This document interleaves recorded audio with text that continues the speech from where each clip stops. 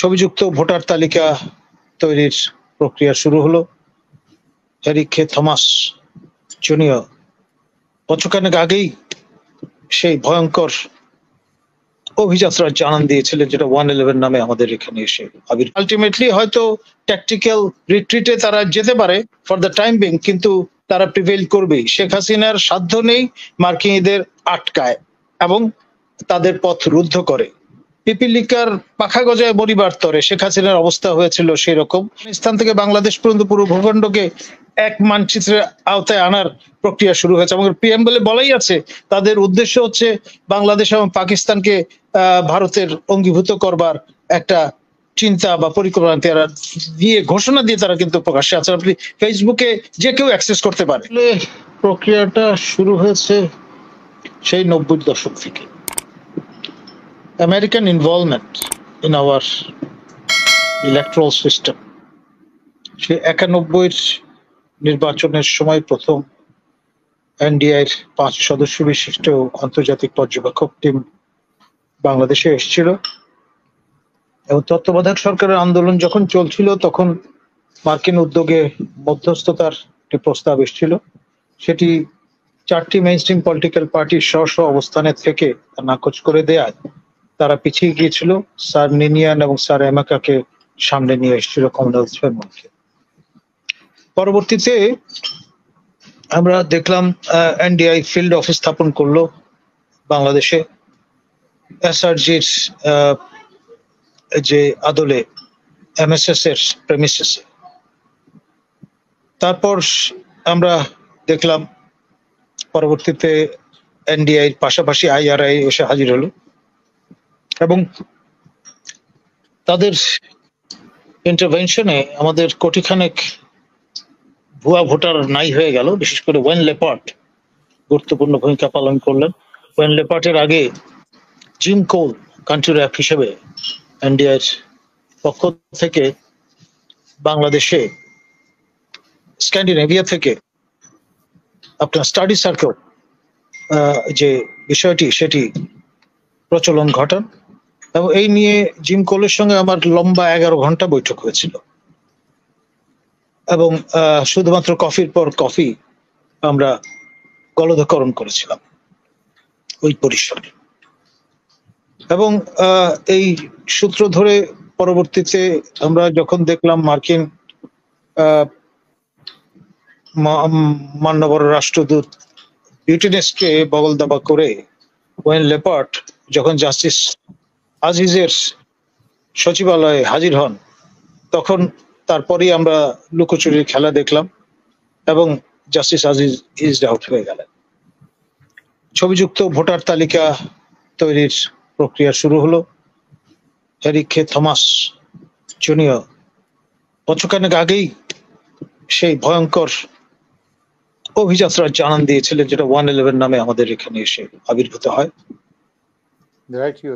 এবং এই 111 এর সময় আমরা একেবারে শেষ ভাগে ইনানি বেলাভূমিতে ফখরুদ্দিন মঈনুদ্দিন এবং আমাদের নোবেল লরেটের যে বৈঠক অনুষ্ঠিত হয়েছিল সেটা ছিল এই যে 111 এর এই ফেজটি শেষ হলো।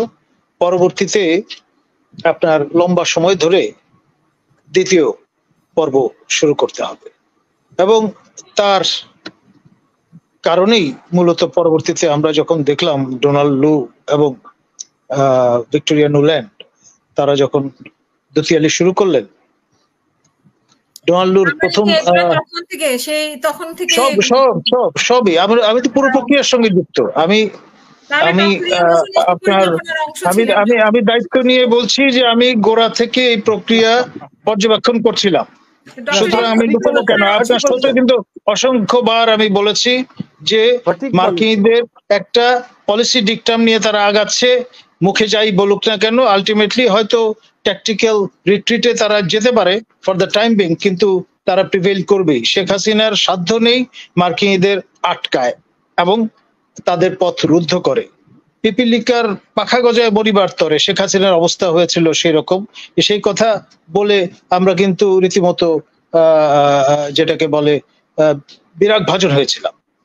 তো যাই হোক, এবং সেই প্রক্রিয়ায় আজকে আপনার ইনক্লুসিভ গণতন্ত্রের দাওয়াই আমাদের সামনে হাজির হয়েছে। এখন খেয়াল করে দেখেন, ইনক্লুসিভ মানে ওই 15 দল, অর্থাৎ 14 দল +1 আওয়ামী লীগ, এদের বাদে বাকি সবাইকে একত্রিত করে সবার শক্তি, সামর্থ্য এবং তাদের মন এবং মনন কাজে লাগিয়ে কিন্তু এই বিপ্লব সফল করা হয়েছে। দীর্ঘদিন ধরে main stream political party, Bangladesh জাতীয়তাবাদী দল, তারা যে কাঠখড় পোড়াচ্ছিল বা অন দ্য ফ্রিঞ্জ জামাতে ইসলামী তাদের মতো করে যেই অ্যাক্টিভিজম শো করছিল, শুধুমাত্র তাদের সামনে নিয়ে আসলে নানান রকমের আন্তর্জাতিক পরিসরে প্রচার প্রচারণার অস্ত্র ব্যবহার করতে পারে আওয়ামী লীগ এবং তার মিত্ররা, সেই বিবেচনা থেকে বাকিরা আপনার এই তারুণ্যের যে অমিত শক্তি, সেটা কাজে লাগানোর একটা মডেল বাংলাদেশে তারা কিন্তু দাঁড় করিয়েছে এবং এটা এলসওয়্যার অন্যান্য অঞ্চলেও কিন্তু ব্যবহৃত হবে। এবং একই সঙ্গে আপনার কানাডা বেসড আন্তর্জাতিক যে মুভমেন্ট দাঁড় করানো হয়েছে, অপোজিশন ইন্টারন্যাশনাল, সেটিও সক্রিয় পৃথিবীর দেশে দেশে। এবং এর এখন তাদের পরিকল্পনার পাশাপাশি কি আছে বলে মনে হয়, আর কি কি আছে? এর পাশাপাশি আমি আপনার সাথে আগে উল্লেখ করেছি, ইন্ডিয়ান ডিইউনিফিকেশন অ্যাসোসিয়েশনের কাজও কিন্তু চলছে। দিল্লিতে অফিস স্থাপন করা হয়েছে, আফগানিস্তান থেকে বাংলাদেশ পর্যন্ত পুরো ভূখণ্ডকে এক মানচিত্রের আওতায় আনার প্রক্রিয়া শুরু হয়েছে এবং পিএম বলে বলাই আছে তাদের উদ্দেশ্য হচ্ছে বাংলাদেশ এবং পাকিস্তানকে ভারতের অঙ্গীভূত করবার একটা চিন্তা বা পরিকল্পনা দিয়ে ঘোষণা দিয়ে তারা কিন্তু প্রকাশ্যে আছে। আপনি ফেসবুকে যে কেউ অ্যাক্সেস করতে পারে, সবার জন্য কিন্তু অবারিত, টু নো অ্যাবাউট ইট। আর একটা পরিকল্পনা যে ড্রয়িং এর অংশ হিসেবে চলছে আপনার লার্জার জায়ন ল্যান্ড আপনার স্ট্যাবলিশ করা, সেই রিভার নাইল থেকে ইউফ্রেটিস টাইগ্রিস পর্যন্ত বিশাল ভূখণ্ড নিয়ে লার্জার ইসরায়েল তৈরির প্রক্রিয়াও কিন্তু শুরু হয়েছে। এখন এই মুহূর্তে ঘোরতর যুদ্ধ চলছে কিন্তু লেবাননে, গাজা ম্যাসাকার তো আমরা দেখেছি। তো সেই জন্য আমরা নানান রকমের কূটতর্কে বিষয়গুলোকে অস্বীকার করার চেষ্টা করে নিজেদের হয়তো প্রবোধ দিতে পারি, কিন্তু যে মেশিনেশন তারা প্রক্রিয়াগুলো শুরু করেছে ইন দ্য শর্ট টার্ম এবং লং টার্ম, সেই বিষয়গুলো কিন্তু অব্যাহত আছে। নলেজ ইজ পাওয়ার, যত বেশি পরিমাণে আমাদের হাতে ইনফরমেশন থাকবে এবং নির্মোহভাবে আমরা যত বেশি পরিমাণে তথ্য নিজেদের ভান্ডারে হাজির করতে পারবো, তত বেশি কিন্তু নিজেদের প্রস্তুত করতে সক্ষম হব এই মডার্ন সাইকোলজিক্যাল ওয়ারফেয়ার যা কিছু এখন পরিচালিত হচ্ছে গ্লোবালি, তা অনুধাবন করতে, পরিমাপ করতে এবং কাউন্টারঅ্যাক্ট করতে। জি, আমি যেটা বলেছিলাম আপনাকে, এই জন্য কি জামাতের ঘাড়ের উপর চেপে বসতে চাচ্ছে কিনা বা জামাতকে রক্ষা কবচ মনে করছে কিনা? আপনি জামাত তো ধরুন একটি বৈধ রাজনৈতিক দল এবং তারা আপনার রাষ্ট্রে বিশ্বাস করে এবং গণতন্ত্রে বিশ্বাসী বলে নিজেদের নাম লিখিয়েছে, প্রকাশ্য রাজনীতি করে। হিজবুত তাহরিরের কথা চিন্তা করেন, তারা নিষিদ্ধ ঘোষিত রাজনৈতিক দল, and they are also sort of playing a catalytic role in this inclusive process. এবং ইদানিং তারা প্রকাশ্যে বলা শুরু করেছে যে তাদের উপর যে ব্যান আরোপ করা হয়েছে সেটা তুলে নিতে হবে, এক যাত্রায় পৃথক ফল হবে কেন। যেই 2 দিনের প্রচেষ্টায় জামাত শিবিরকে নিষিদ্ধ করবার জন্য আওয়ামী লীগ সরকার আপনার যে গ্যাজেট নোটিফিকেশন হাজির করেছিল সেটি তারা প্রত্যাহার করেছে, মানে বর্তমান প্রফেসর ইউনূস সরকার, কিন্তু হিজবুত তাহরিরের উপর এখন পর্যন্ত আপনার ব্যানটা তুলে নেয়নি, সেই জন্য তারা কিন্তু সরব হয়েছে। ধন্যবাদ, অসংখ্য ধন্যবাদ।